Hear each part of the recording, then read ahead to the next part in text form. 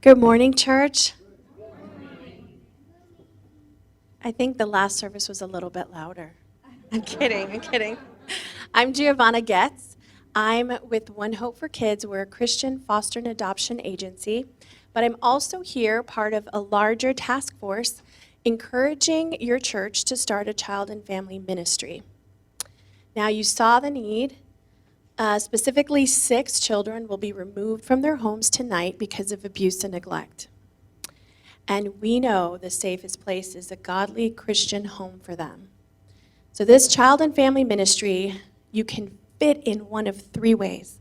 1, can you open your home as a foster family to welcome a child until either their family is able to get them back into their home or they are able to be adopted out of care?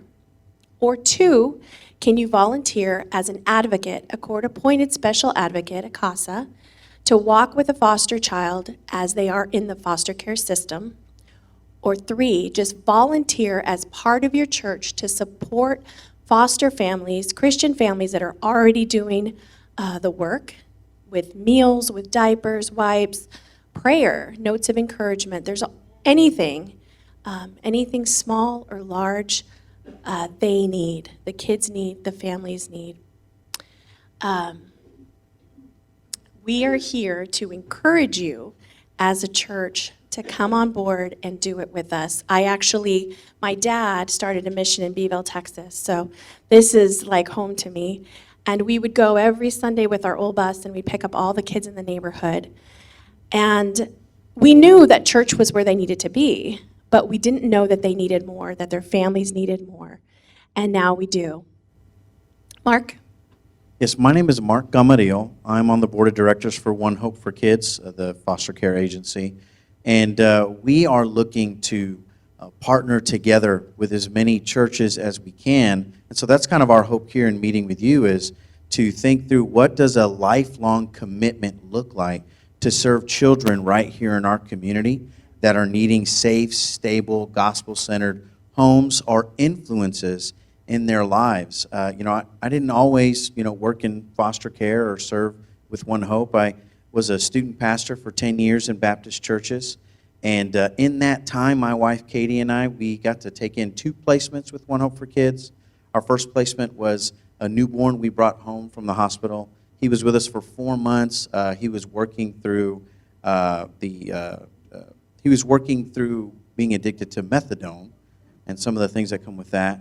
And then he was ultimately reunited with his siblings, which is a great thing. He used to be with his brothers and sisters. We took a second placement, a 1- and 2-year-old, and we had them for 9 months. In that time span, the courts were deciding it was looking like mom and dad weren't going to get that child back in their home. And so we were actually able to take care of them until One Hope brought along a family who was licensed and was going to be their forever family. And so those kids got to go to a mom and dad who hadn't had any children, who weren't able to, and they were so excited to bring these kids into their home. And what we're hoping to show you is there are so many ways for us to serve together.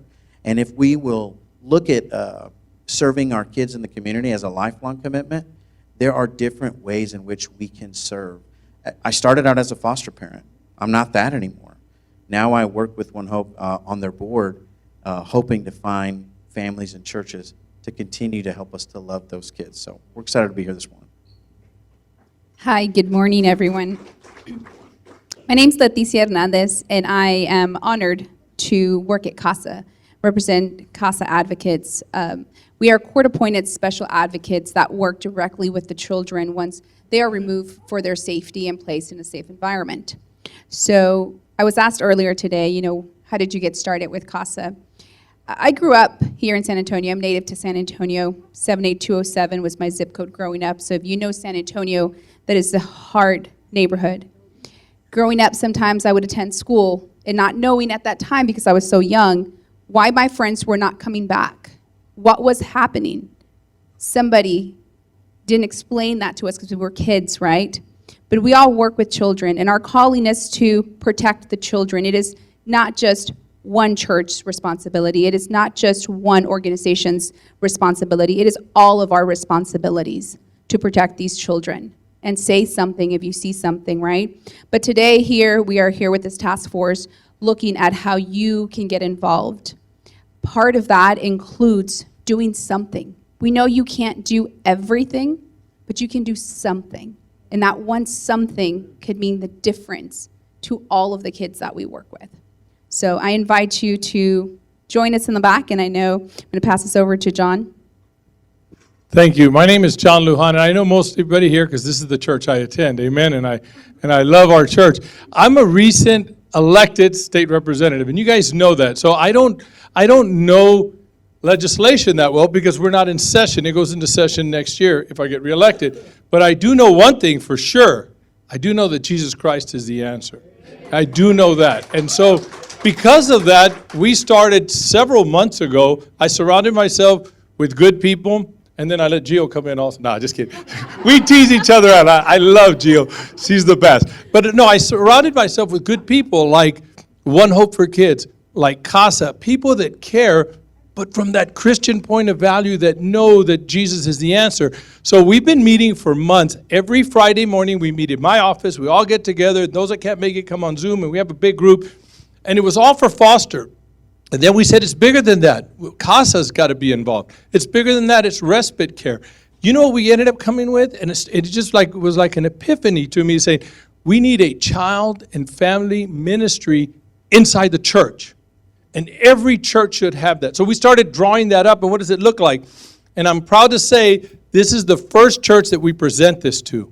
And here's, amen, you better clap, but you better work too, so don't just clap. Don't just be happy. We got to get involved. So what we did is said every church needs to have a child and family ministry. And I want you to think about this. We have a lot of people in our church right now looking for areas to serve. We know the need is great.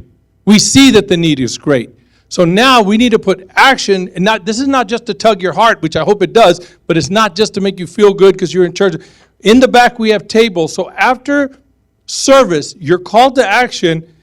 If you want to be foster, if you want to work in CASA, but main thing is I want people to sign up to minister, that say I want to be part of this ministry team so that we can organize and say on this day of the week we're going to talk about foster care. On this day, we're going to talk adoption. On this day, we're going to talk about CASA.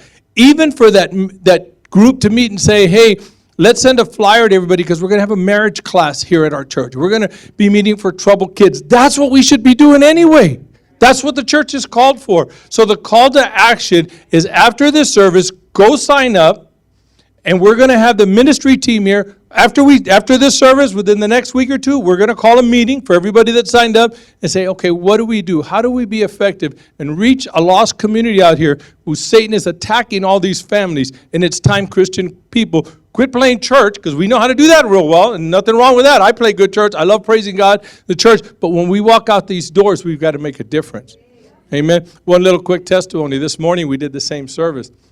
And I went, and then we did it. And I had our youth class in here, and then we took the youth out.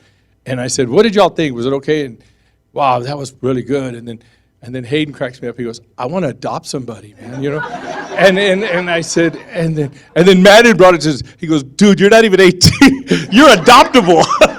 You can't even adopt. So man was going to adopt Hayden. I had to put a stop to that. So, but you know, I love that because people have hearts that we want to serve.